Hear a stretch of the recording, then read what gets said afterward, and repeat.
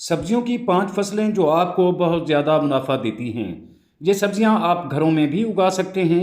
ये मुनाफा बख्श सब्जियां यकीनी तौर पर किसान को खुशहाल बनाती हैं। अस्सलाम वालेकुम व्यूअर्स, हाशमी ऑर्गेनिक फार्मिंग में खुश आमदीद। कैसे हैं दोस्तों मैं अपने किसान को खुशहाल देखना चाहता हूँ। मैं इस काम में लगा हूँ। दोस्तों यूँ तो बहुत से लोग बहुत सी फार्मिंग करते हैं।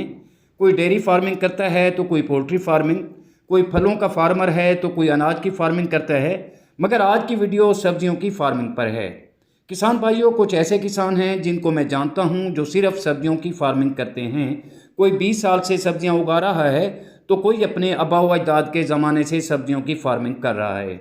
सब्जियों की फार्मिंग इंतहाई मुनाफा बख्श फार्मिंग है। आज की वीडियो में जिन 5 सब्जियों की काश्त का जिक्र है उनमें पहले नंबर पर है ब्रोकली। जी हाँ दोस्तों, ब्रोकली गोभी के ख़ानदान से ये ताल्लुक़ रखने वाली सब्ज़ी है। ये सब्ज़ी ज़्यादातर बड़े बड़े शहरों के बड़े बड़े लोग खाते हैं। ब्रोकली की काश्त से किसान लाखों रुपए कमा सकते हैं और ब्रोकली की काश्त सितंबर, अक्टूबर और नवंबर के मिड तक की जा सकती है। और ये भी याद रहे कि किसान या खेतों के बजाय अपने घरों में भी इसे उगा सकते हैं। और ब्रोकली की ये वैरायटी इंतहाई अहमियत की हामिल है और ये बहुत महंगी फ़रोख्त होती है, जो आप वीडियो में देख रहे हैं। बहरहाल दोस्तों, इसके बाद है चुकंदर। चुकंदर भी एक महंगी और कीमती सब्ज़ी है जो महंगे दामों फ़रोख्त होती है और ये एक मुनाफा बख्श फसल के तौर पर जानी जाती है। चुकंदर की काश्त जो है वो भी सितंबर, अक्टूबर और नवंबर तक आप कर सकते हैं।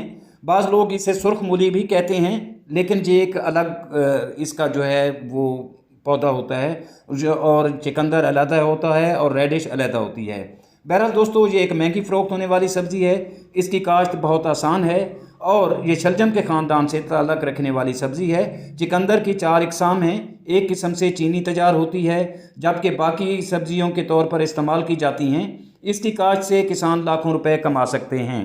तो दोस्तों, इसी तरह जो तीसरे नंबर पर सब्ज़ी है वो है स्ट्रॉबेरी।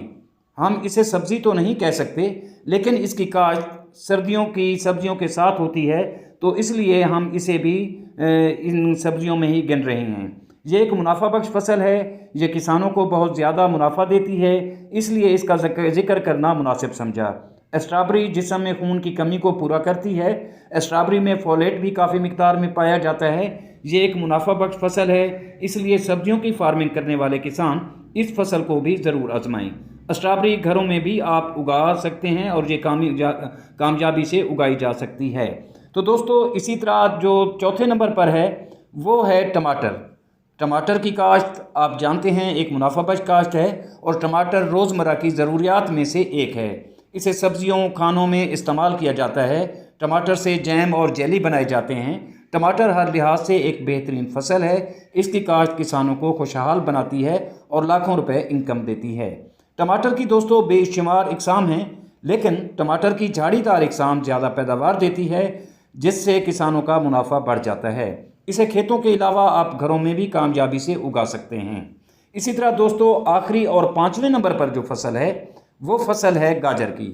गाजर की फसल इंतहाई मुनाफा बख्श फसल है और गाजर की बहुत सारी खूबियाँ होती हैं। इससे सालन, हलवे और जूस बनाए जाते हैं। गाजर की काश्त खेतों के अलावा घरों में भी आप कर सकते हैं। ये भी एक मुनाफा बख्श फसल है और किसान इससे अच्छा मुनाफा हासिल कर सकते हैं।